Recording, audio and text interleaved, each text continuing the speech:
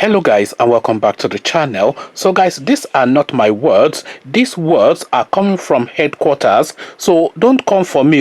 If you want to go for anybody, go for Oga at headquarters saying these words. Guys, I bring you this. Igbo women are lazy, don't like to work, just want to sit back and enjoy their husbands' money. So the person saying this is a chap known as a Noble Igwe. So you don't get more Igbo than a name like that. Noble Igwe is the character that we're contending with, and this is what he's saying. Igbo women are lazy, don't want to work, just want to sit back and enjoy their husband's money. A headline attributed to Noble Igwe. So now see how it justifies this outrageous comment. A Twitter thread by media personality Noble Igwe has sparked off a conversation on Twitter. In his Twitter thread, the media personality opined that Igbo women are lazy, don't like working, and just want to sit back and enjoy their husbands' hard-earned money. He said, unlike Igbo women, Yoruba women are hardworking, build their houses themselves, and do not wait to inherit houses from their fathers. He went on to advise men saying, find yourself a woman that is ready to work hard with you to leave things equally for your children, not the Igbo woman that is waiting on you to die first so that she can inherit and be called the head of the home just by being Ori Aku. So that Ori Aku is Oriaku. So I'm not quite sure what that means, but I'm sure my Igbo followers, they understand that. So now this is the full text of his thread. Igbo women are lazy, do not like to work, and just want to sit back and enjoy their husband's hard-earned money. They want to inherit their husband's property and then inherit from their father's house as well, but do nothing but answer Ori Aku. See Yoruba women, hard-working, building houses, and not really trying to fight for father's house in Ibadan. When they want to make changes, they do so, but Igbo women will come and make it seem like someone is holding them down. The Yoruba woman is a go-getter, breaking boundaries, doing new things every day, and she does not even need a law to back her. Just believe herself and living life on her own terms. Guess what? They don't need anybody's permission. Every day you are seeking permission from your village to thrive in Lagos. Build a house and inherit it. Nobody from your village will come and take it. There is no culture holding you back from achieving things. Why are you so fixated on inheriting something when you can build yours? Why is the topic always on inheritance? Can't you work for your own? You don't need a husband to inherit. Have you seen Hausa women fighting for inheritance? No, they go out and build. No wonder most people think Igbo women are greedy. The argument can never be how my Igbo culture stopped me from buying land in Lagos. It's always about what to gain from the patriarchy reading people. Kings, find you a woman that is ready to work hard with you to leave something equally for your children, not the Igbo woman that is waiting on you to die first so that she can inherit and be called the head of the home just by being Ori Aku. Tomorrow you will see other women tweet about how their mother willed things to them and how it helped them do better. These tweets do not come from Igbo women. Them and their mother are waiting for their father to die first. Ask yourself, what have you done to change the life of the girl child in your community?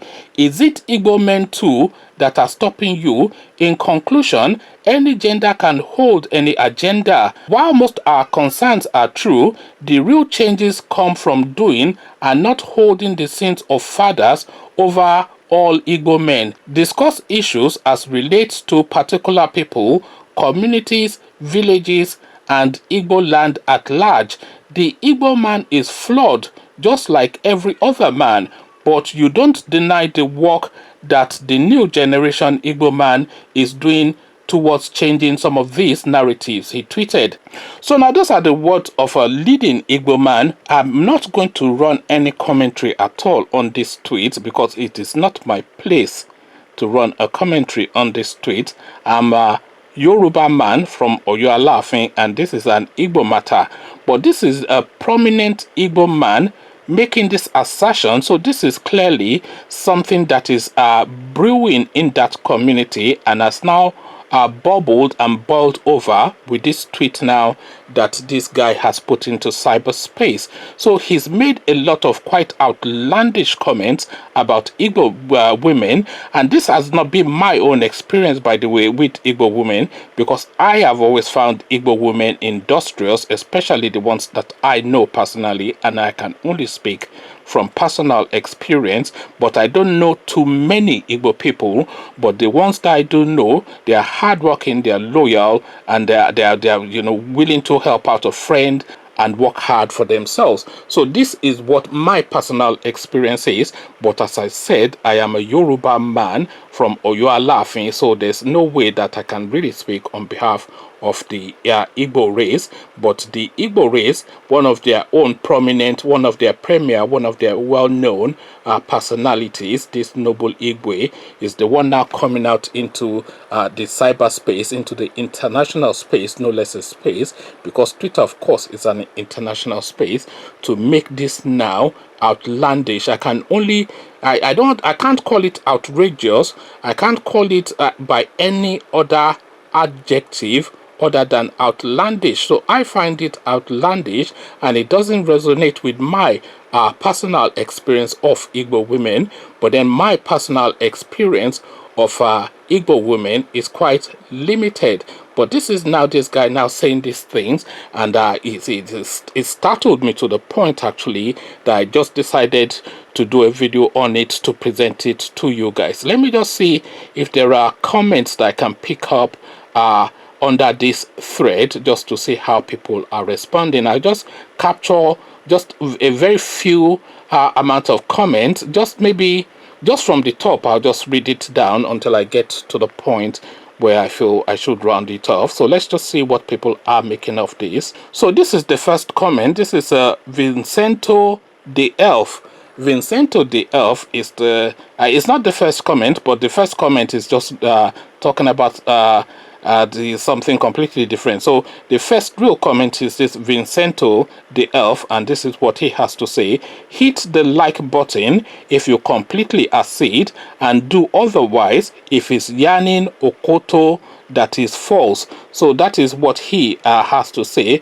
So he's put it to the court of public opinion. So Anonymous follows up. Igbo women too like DK, them no like work. So DK, I'm assuming, is what I am assuming it to be, and I shall just leave it at that. This guy comes back again, Vincento the Elf. I feel he's absolutely spot on, not minding whose ox is God.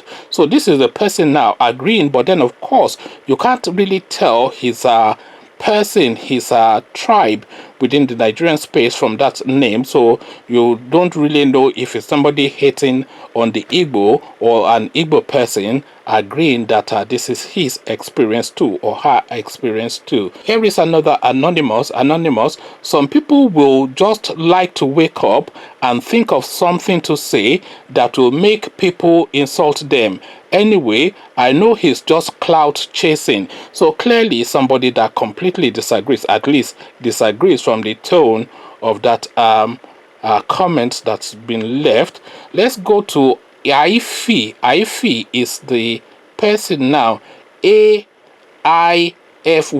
That is the spelling. So however you choose to pronounce it. So it's STFU, so that shut the fuck up.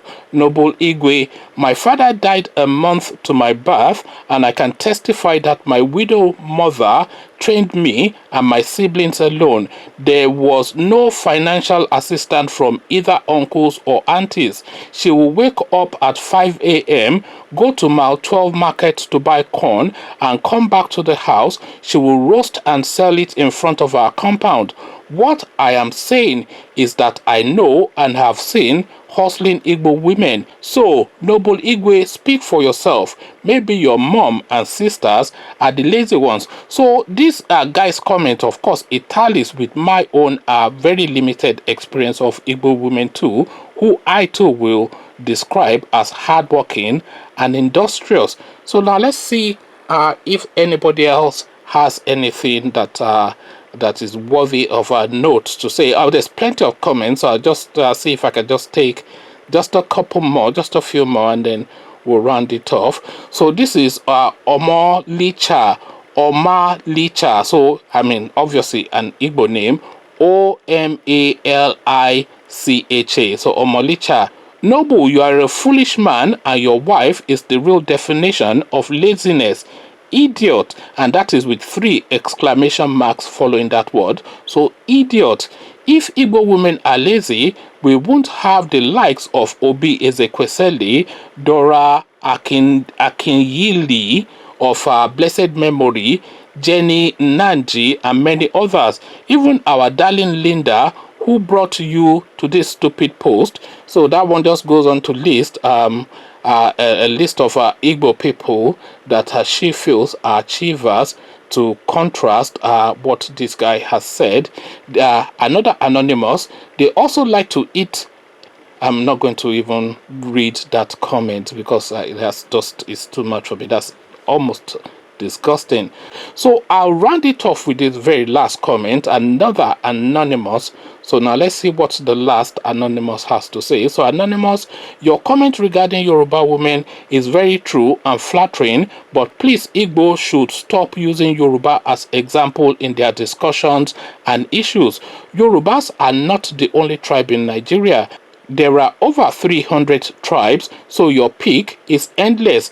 Igbos should try to keep Yorubas out of their mouths and give that name a break. Yorubas don't give an fuck about Igbos because Yorubas live their lives how they want according to their rich culture and traditions and do what is best for themselves without calling or involving any other tribe into their matters. Igbo, keep Yoruba out of your mouth and stay on your effing lane. Yorubas don't need you, but Igbos can't seem to stay away from Yorubas. So this is a person, of course, thinking that he or she is defending the Yorubas in their confused and rather limited way. But the upshot of it is this outlandish comment that this guy has now put in the public space regarding Igbo women, and I've already declared my own hand. It's not anything at all that I agree, but I found it so outlandish that I decided to present it to my audience so that I can gauge their temperature on what this guy has to say. Conversations in the comment section. An Igbo man has spoken. Now what says you? Come share thoughts. But before you do that, click on the red subscribe button so it turns gray. The bell button notifies you every time I drop a new video. Click on like as well because that helps with the YouTube algorithm. Once you've done all 3, come into the comment section, then come share experiences with me that you've had with especially Igbo women who are the topic of discussion for this particular video, on this particular video. So I'll leave you here, carry this conversation on with you in the comment section, but here I say peace.